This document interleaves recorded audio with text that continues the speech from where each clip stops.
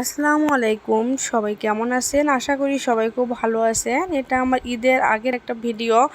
আমি যেখানে থাকি আর কি, ওখান থেকে চলে গেছিলাম আমার বাবার বাড়ি ঈদের 2-3 দিন আগে। তারপর ঈদের আগের দিন আমি চলে যাচ্ছি আমার শ্বশুর বাড়িতে ঈদ করার জন্য। তাই রেডি হয়ে এখন আমরা চলে যাচ্ছি, আমার ছেলে মেয়ে, মা বেটা বেটি সবাই মিলে এখন চলে যাচ্ছি ঈদ করার জন্য। আমার হাজব্যান্ড ওদিক থেকে আসতেছে। এখন রেডি হয়ে যাচ্ছি একটু আমাদের গ্রামের রাস্তাগুলো আপনাদেরকে দেখার জন্য আর কি শেয়ার করতেছি। গ্রাম মানেই কিন্তু আমার কাছে অনেক ভালো লাগে, অনেক আলো বাতাস, অনেক প্রশান্তি, কোনো বদ্ধ জীবন নাই। যেখানে ইচ্ছা সেখানে বাইরে হওয়া যায়, একটু হলেও বাইরে হওয়া যায়, একটা মানুষের সঙ্গে হলেও কথা বলা যায়।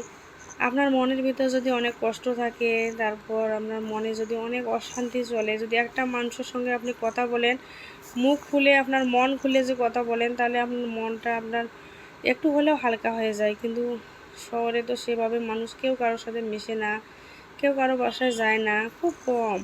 আর গ্রামে তো একটু ভালো না লাগলেও আপনারা একজন আরেকজনের বাসায় যাইতে পারবেন, কিন্তু শহরে এইভাবে হয় না। বাচ্চাদের জন্য, বাচ্চারা কিন্তু গ্রাম অনেক পছন্দ করে, গ্রামে গেলে বাচ্চারা অনেক আনন্দ করে। আমাকে অনেক ভালো লাগে গ্রাম, গ্রামের আলো বাতাস, গ্রামের জীবনটাই ভালো, গ্রামের জীবনটাই ভালো মনে করেন। এই যে নদী, আমাদের এলাকার কুড়িগ্রাম জেলার ঐতিহ্যবাহী একটা জায়গা হলো ধরলা নদী। এটা হলো ধরলা ব্রিজ। ঈদের দিন ঘুরতে গেছিলাম এই ধরলা ব্রিজে, কত মানুষের যে হুড়াহুড়ি।